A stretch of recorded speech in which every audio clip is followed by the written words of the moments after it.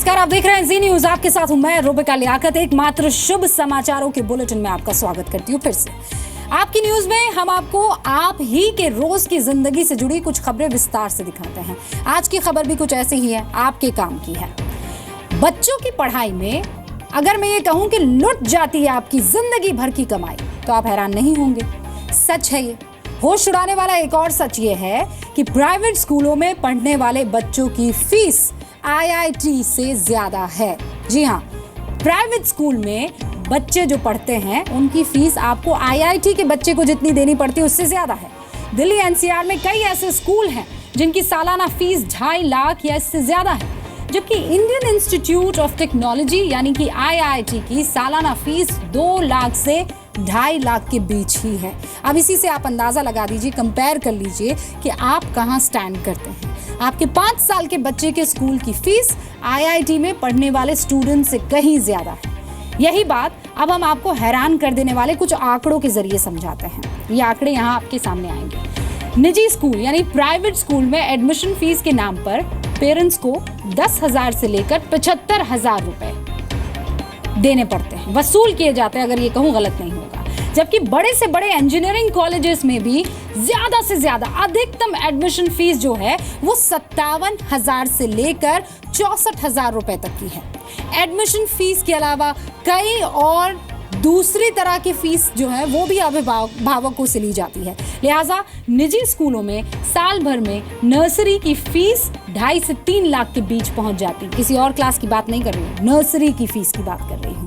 जबकि देश की किसी भी IIT की सालाना फीस 2 लाख रुपए से ज्यादा नहीं होती है। प्राइवेट स्कूलों में admission fees, caution money, library fees, school van, यहाँ तक कि ब्रेकफास्ट और लंच के लिए भी मोटी रकम वसूली जा रही है। और इन सारे खर्चों को मिलाकर फीस कितनी हो जाती है? 2.5 से 3 लाख रुपए सालाना। अब बात जरा IIT की सालाना फीस की कर लें। IIT में पढ़ने वाले स्टूडेंट से हॉस्टल, कैंपस मैनेजमेंट, खान पान और बाकी सुविधाओं के बावजूद 30,000 से ज्यादा फीस वसूली नहीं जा सकती है। अब आप समझ रहे हैं कि आप कहां स्टैंड कर रहे हैं देश में पढ़ाई को लेकर अपने बच्चों के लिए। रफली 2.5 लाख रुपए एनुअल फीस पे करता हूँ एक बच्चे के लिए। एक बच्चे के रफली मतलब 5-10 हज़ार ऊपर नीचे हो सकते हैं। 2.5 लाख 2.5 लाख। स्टैंडर्ड क्या क्या बताया आपने? बच्ची 3rd में है, बेटा 10th में। दोनों के 2.5 लाख के आसपास। हाँ, मतलब 10-20 हज़ार ऊपर नीचे हो सकते हैं। IIT से तो 2 गुना ज़्यादा है। तो देखना जाए तो वो ग्रेजुएशन से बाहर निकलते हैं तो IIT से 3 गुना ज़्यादा फी हो चुकी होती है उनकी। सुना, प्राइवेट स्कूल्स और IIT की फीस का तुलनात्मक विश्लेषण आप देख चुके हैं। दोनों के बीच का वो डिफरेंस आप देख चुके हैं। सालाना फीस में बहुत बड़ा अंतर है जो आपका बजट पूरी तरह से बिगाड़ देता होगा। ये आंकड़ा है नर्सरी में और IIT में पढ़ने वाले छात्रों की किताबों की कीमत में फर्क का। ये आंकड़ा हमने बुक स्टॉल संचालकों से बातचीत के आधार पर इकट्ठा किया। इससे पहले तो स्कूल की तमाम फीस, अब किताबों की फीस। नर्सरी की किताब का पैकेज 2200 से 3,000 रुपए के बीच होता है, नर्सरी की बुक्स का। इंजीनियरिंग की किताबों का सेट भी करीब 2,500 रुपए में मिल जाता है। इंजीनियरिंग की जितनी भी किताबें हैं, जहां 200-300 रुपए के बीच आपको आराम से मिल जाएगी, तो नर्सरी क्लास में पढ़ाई जाने वाली जितनी भी निजी प्रकाशकों की किताबें हैं उनकी कीमत 250 से 350 रुपए है। देश भर में प्राइवेट प्लेयर्स ने एजुकेशन को व्यापार बना दिया। ये प्रोफेशन अब बन चुका है। बच्चों को सुविधा देने के नाम पर फीस बढ़ाते जा रहे हैं। पेरेंट्स ने स्कूलों की इस मनमानी को मजबूरी का नाम भी दे दिया है। स्कूल जितनी भी डिमांड करता चला जाए, पेरेंट्स को वो फीस भरनी ही पड़ती है, वरना बच्चा अलग थलग कर दिया जाएगा। स्कूली शिक्षा के बोझ तले दबे ये हैं गुरुग्राम के सुनील पचार। इनके 2 बच्चे हैं, बेटी 10वीं में है और बेटा 3री कक्षा का छात्र है। सुनील बरसों से स्कूल की मनमानी सह रहे हैं और फीस भर रहे हैं। अब इनकी आर्थिक कमर टूट चुकी है। रफली 2.5 लाख रुपए एनुअल फीस पे करता हूँ एक बच्चे के लिए। एक बच्चे के रफली मतलब 5-10 हज़ार ऊपर नीचे हो सकते हैं। 2.5 लाख। 2.5 लाख। स्टैंडर्ड क्या क्या बताया आपने? बच्ची 3rd में है, बेटा 10th में। दोनों के 2.5 लाख के आसपास। हाँ, मतलब 10-20 हज़ार ऊपर नीचे हो सकते हैं। 2.5 लाख रुपए सालाना तीसरी में पढ़ने वाले बेटे की फीस भरते हैं। जबकि IIT में पढ़ने वाले छात्र की अधिकतम फीस 2 लाख रुपए ही होती है। और ये दर्द बच्चों के माता पिता को भी है, तभी तो वो कहते हैं कि पहले बच्चों को IIT करा दो। उसमें तो अगर पहले इन लोगों ने अगर IIT पहले कर दे तो हर आदमी पहले IIT से ही बच्चे को निकाल देगा, क्योंकि अगर स्कूल फीस भर के उसके पास इतने शायद नहीं बचने हैं कि IIT में, IIT से ज़्यादा स्कूल महंगी हो गई है। तो उससे तो अच्छा है कि पहले IIT कर दिया जाए, बचपन में पढ़ा दिया जाए ताकि वो निकल जाए, तो एक रास्ता है, बाकी उसके अलावा कोई रास्ता नहीं है। IIT का अगर आप 3 साल का 4 साल का जो खर्च है वो लगाएंगे और 1 से 12वीं तक का जो खर्च है अगर शायद वो कैलकुलेट करोगे तो शायद IIT आदमी 2 बार कर सकेगा और तभी 1 से 12वीं की ही उसका एजुकेशन ख़त्म हुआ होगा। अभिभावकों का ये दर्द स्कूलों की खोली गई दुकानों में हो रहे व्यापार को लेकर है। फीस तो मनमानी है ही, इसके अलावा कई स्कूल अभिभावकों को स्कूल से ही नोटबुक, किताबें और स्टेशनरी लेने को मजबूर करते हैं। यही नहीं, स्कूल यूनिफॉर्म के लिए भी मोटी रकम वसूल करते हैं। फिर कुछ ना कुछ एडिशनल फीस की डिमांड तो आती ही रहती है, जैसे योग, ऑनलाइन टेस्ट, म्यूजिक, स्पोर्ट्स के नाम पर अलग अलग फीस भरनी पड़ती है। अभी तो बहुत ज़्यादा महंगी हो गई है स्कूल की फ़ीस।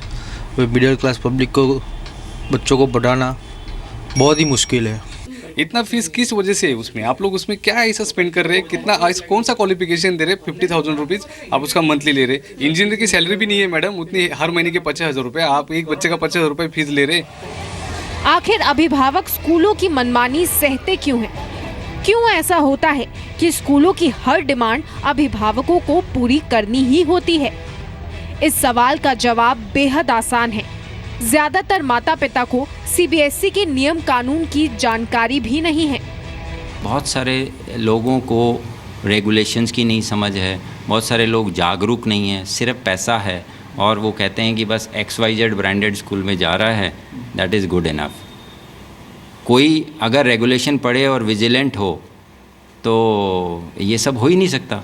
एक्चुअली कोई भी स्कूल मनमानी नहीं कर पाएगा, लेकिन हमारे यहाँ तो 90% ऑफ द पेरेंट्स मतलब don't even want to read और करना ही नहीं चाहते। आम लोगों को पता भले ही ना हो, लेकिन CBSE के अपने नियम कानून हैं जो प्राइवेट स्कूलों की फीस बढ़ने पर पाबंदी लगा सकते हैं। अदालत के निर्देश हैं जो ये कहते हैं कि स्कूल मनमाने तरीके से फीस बढ़ा नहीं सकते। मुंबई से कविता शर्मा और अहमदाबाद से भार्गव परिक के साथ पवन नारा, ब्यूरो रिपोर्ट, जी मीडिया, दिल्ली। आप घर पर बैठे हुए टीवी देख रहे हैं, जी न्यूज़ देख रहे हैं और मुझे पूरा यकीन है कि इस पूरी स्टोरी से बिल्कुल रिलेट कर पा रहे होंगे इन केस अगर आपके बच्चे वहाँ स्कूल जाते हैं तो। CBSE के रूल्स की परवाह किए बगैर प्राइवेट स्कूल्स मनमाने तरीके से फीस बढ़ाते रहते हैं। कभी कभार सवाल भी उठते हैं, स्कूलों को जवाब भी देना पड़ता है। हम उन स्कूलों का नाम तो नहीं बताएंगे, लेकिन वो दलील क्या देते हैं ये आपको ज़रूर बताएंगे। मेरे स्कूल में एक क्लास में सिर्फ 25 स्टूडेंट है, ये पहला जो एक्सक्यूजेस देते हैं ये पहली एक्सक्यूज़ है। इंटरनेशनल स्टैंडर्ड्स के अनुसार मेरा स्कूल चल रहा है या हम स्कूल चलाते हैं।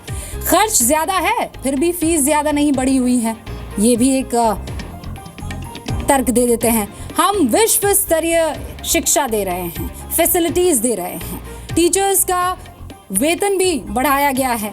ये आपको तय करना है कि आपका बजट कितना है। हमारे स्कूल की फ़ीस जायज़ है, हमारे यहाँ सिर्फ 11% फीस ही बढ़ाई गई है। स्टूडेंट्स के लिए हम एक नया सेट ऑफ फर्नीचर ख़रीद कर लेकर आए हैं, स्मार्ट क्लास की हम फैसिलिटी भी तो दे रहे हैं। तो ऐसे में अगर फ़ीस आप ज़्यादा नहीं देंगे तो बच्चे को वर्ल्ड क्लास एजुकेशन के लिए हम कैसे तैयार करेंगे? ये वो सारी दलीलें हैं जो हमें सुनने को मिलती है। वैसे ज़्यादातर लोगों को CBSE की गाइडलाइंस की जानकारी ही नहीं है। मुझे तो यकीन है कई ऐसे स्कूल हैं उनको भी नहीं है और इसी का फ़ायदा स्कूल उठा रहे हैं।